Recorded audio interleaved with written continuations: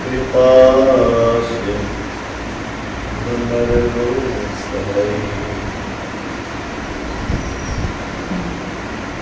महाभोग तम कुंज या सुवचन बलि कर श्री सद्गुरु महाराज की जय। श्रद्धेय अध्यात्म प्रेम बंधुओं, माताओं, बहनों,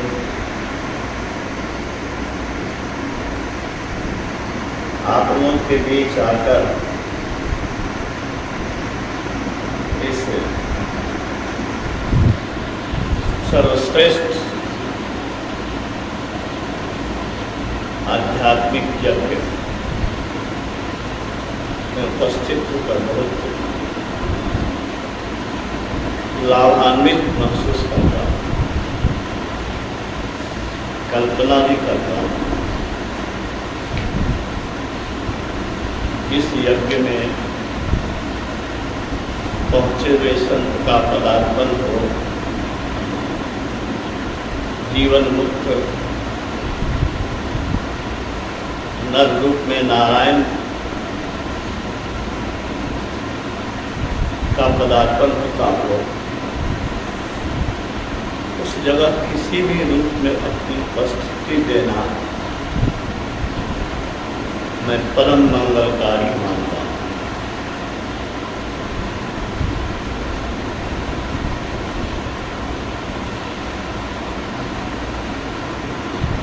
वाणी रूप में गुरु महाराज कहते हैं कि वे संत संग गुना,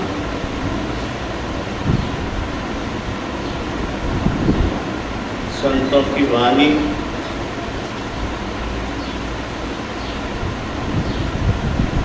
से हम लोग लाभान्वित हुए हैं। तो वाणी रूप में उनसे ही लाभान्वित हुए।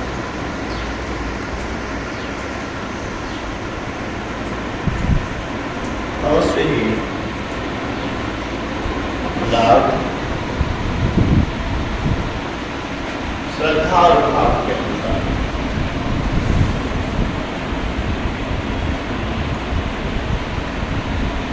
कबीर साहब की वाणी गाई जा रही हो तो लगे कि कबीर साहब खड़े हैं, वो बोल रहे हैं, मैं सुन रहा हूँ।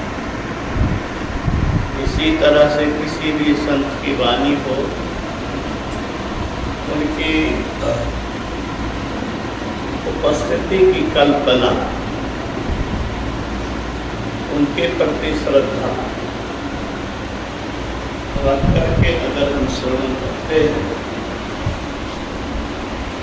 तो मैं समझता हूँ उनके सानिध्य का लाभ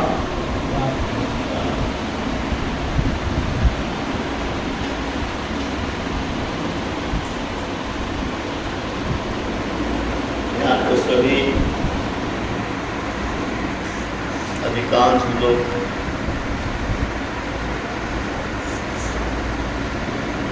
बहुत पुराने संत मत के अनुयायी, अच्छे साधक सब, अच्छे प्रेमी लोग,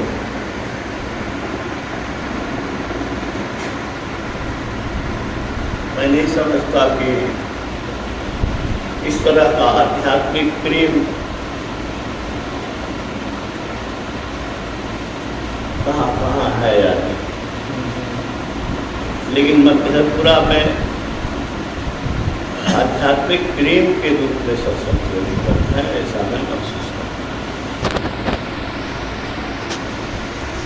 गृहस्थाश्रम में भी महात्मा का गुण ये यहाँ साधक है,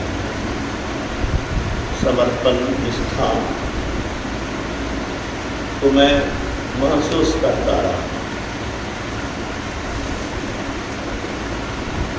ऐसे प्रेमियों के बीच में उपस्थित होना भी और भाग्य है।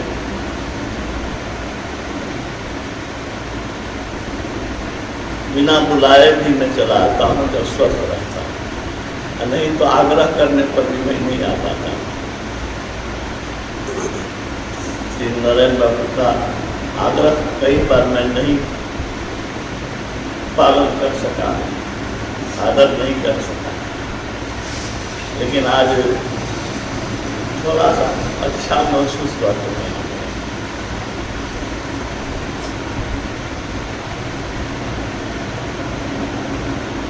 बड़ी आवश्यकता है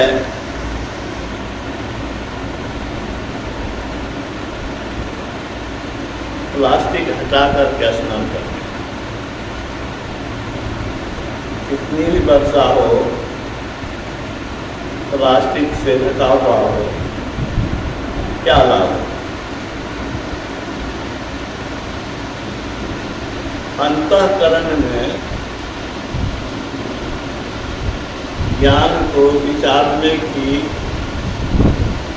लालसा न हो, अपनी स्थिति का आकलन न हो, तो यथोचित प्रेरणा प्रयास कहाँ से करें?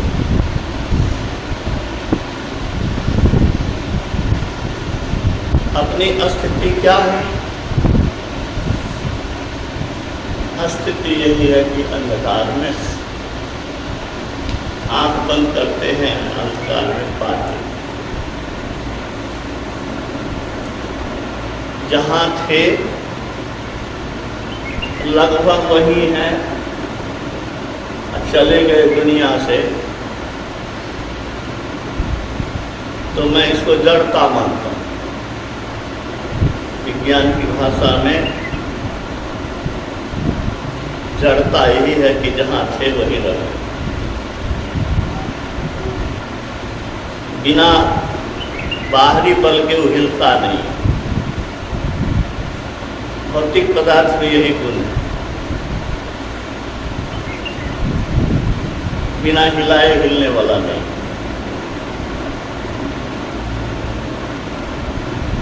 तो अंधकार में रहना कितना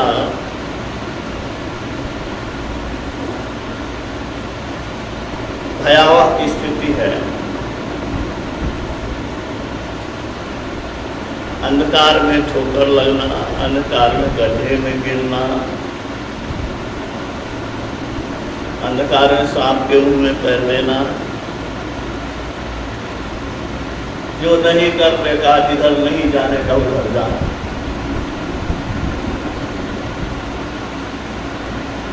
तो मूल रूप से तो हम लोग उसी जगह है। इतने तो खुशी है कि गुरु महाराज के ज्ञान को हम लोग धारण किए हैं, कोशिश कर रहे हैं उस पर चलने की, लेकिन स्थिति बहुत ही भयावह है। जगतम कूप बड़ा ही भयंकर, खट बीच घोर अंधारी, तावे जीव सही नाना कुछ सुधी निज घर की विशाल। महाराज क्या कर रहे हैं? अंधकार के कूप में हम लोग पड़े थे, जगतम कूप, और उसमें भी भयंकर है।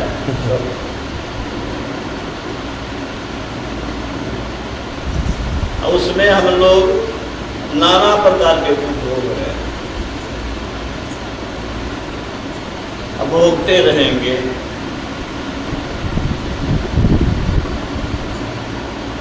इसीलिए अंतः प्रकाश की बड़ी आवश्यकता है।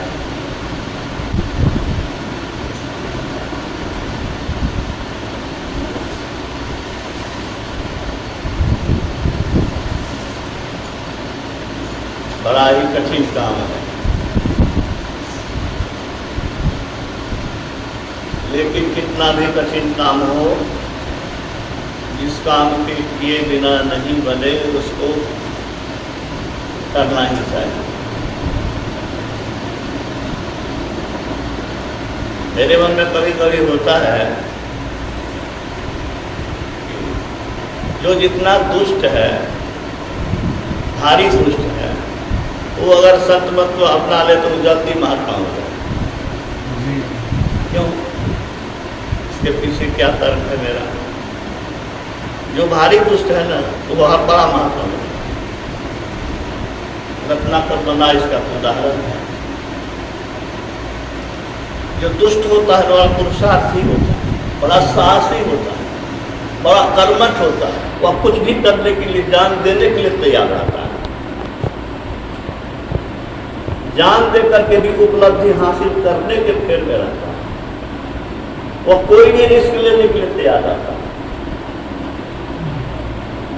ये साधारण लोग में नहीं होता। नहीं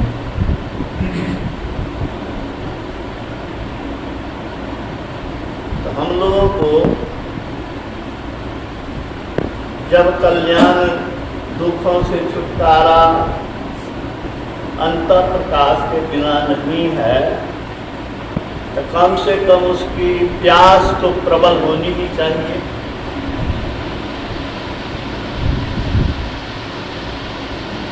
प्रबल प्यास के साथ साथ प्रबल प्रयास,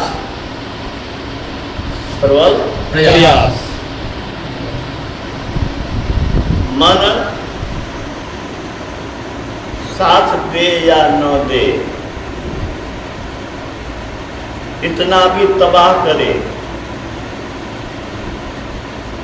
कितना भी वह उद्विग्न होवे, हम नहीं उठेंगे तो कहाँ जाएगा?